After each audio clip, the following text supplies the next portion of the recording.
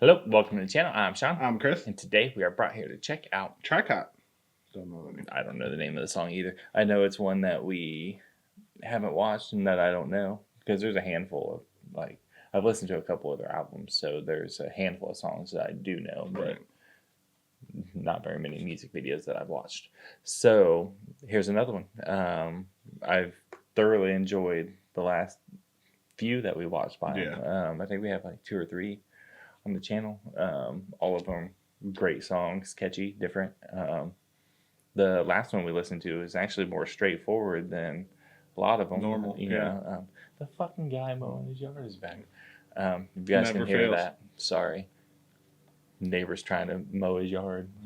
You should know that I'm in here trying to record videos, even though I've never told him and he can't see it. But I'm excited to check this out. So can you think of anything before we hop in? No, ready to see another one. Jackson 5 tour dates. Wonder if that's like foreshadowing, Maybe. or just generic decoration, Or like timing of the video. I don't know. Like time period. Like late 80s, Yeah. maybe. But if you are new here, hit subscribe. We notice and appreciate it. Think you're pretty cool if you do. And leave a comment. We'd like to read them and reply. Yeah, tricot.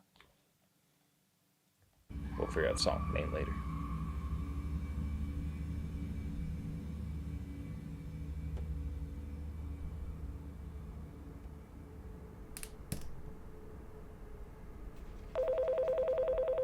You might be right on the time frame. Oh, that's landline. Hello. Hola.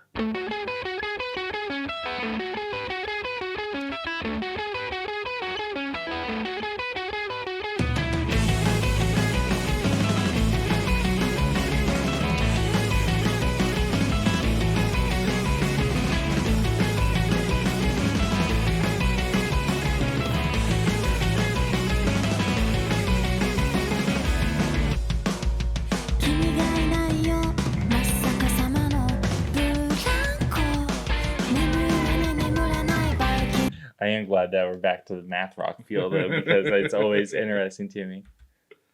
But yeah, you were spot on with the time frame thing, so props.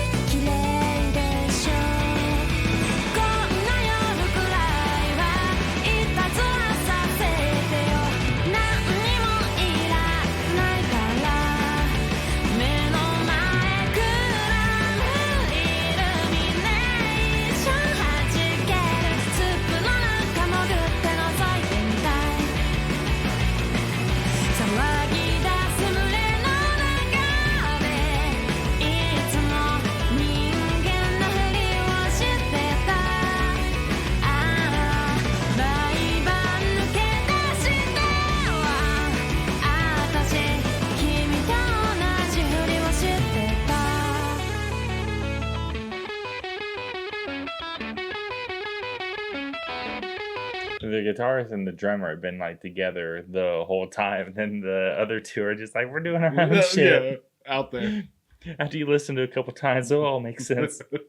That's what I like every single time that I come across a new tricot, like the math rock type songs. It's like, at first I always find something that like sucks me in and everything, but then every listen it's like, it makes a little bit more sense now.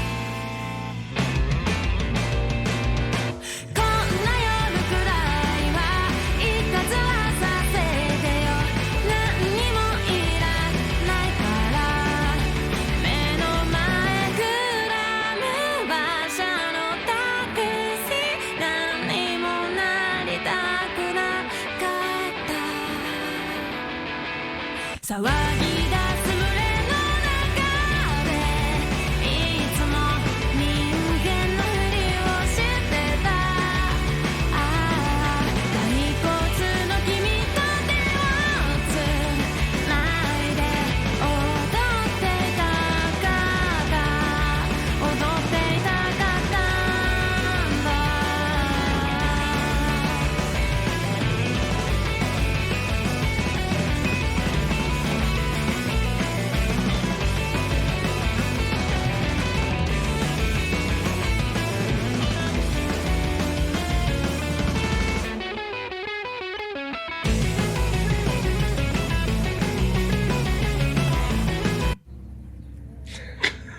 Cut.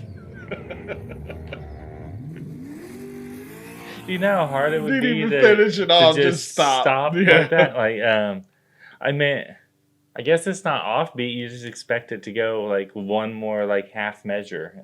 Yeah. But yeah, I love the fact that like the first half of the song, like I usually my brain's like, what the fuck's going on, you know, everything. But then the second half of the song, it's like, oh, the pieces are coming together. It's all making sense. Yeah, I thoroughly enjoy the band every time. I'm glad that because the first time I listened to him, I was like, I don't like this at all. You know, like the very first song I ever heard by him, which I do like that song now, but the very first time it was one of those like